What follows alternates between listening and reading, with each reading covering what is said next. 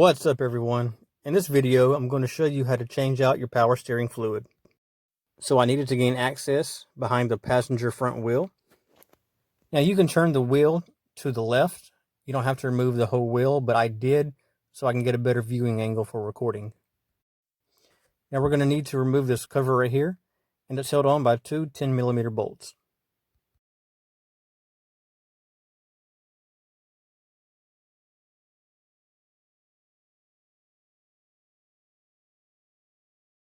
Now that I have the cover removed, I'm going to remove the fender liner.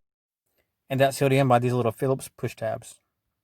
Now sometimes these little push tabs don't want to come out, so what I did was I got a little flathead screwdriver and I put some leverage on it from behind.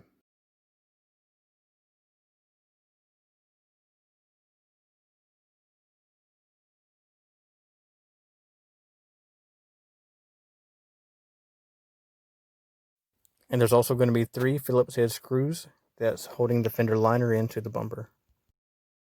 Alright, so what I'm going to do is I'm just going to pull this liner back so I can access this return line.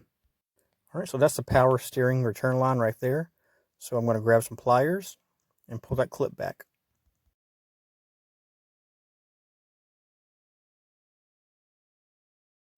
So after the clip is pulled back, I'm going to position the catch pan underneath and remove the hose.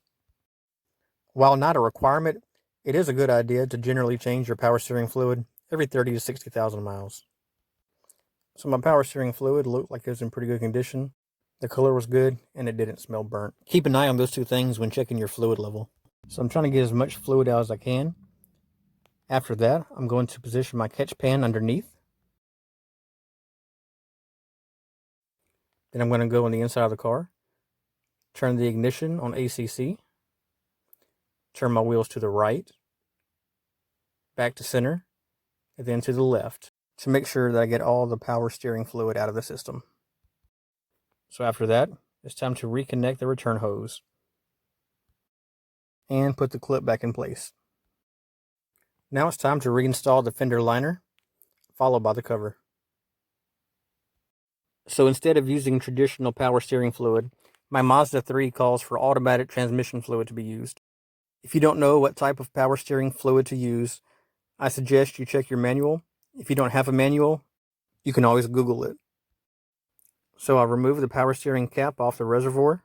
So I'm going to add a small funnel and start to pour my fluid. So I'm going to add a good bit of fluid here to start it off.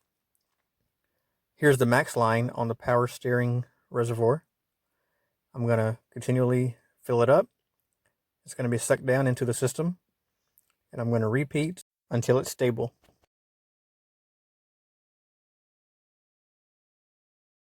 Alright, it appears the power steering fluid has stopped being drained down. So I'm going to get in the car, turn the ignition to ACC. Then I'm going to turn the wheel to the right, back to center, then to the left, and then back to center to circulate that power steering fluid all through the lines in the system. After that, you want to check your power steering fluid level in the reservoir and make sure it's to the max line. Top it off if needed. Alright, so we use about 3/4 of 1 quart of power steering fluid. And that's it. If you found this video helpful, hit the thumbs up button. If you haven't already, consider subscribing.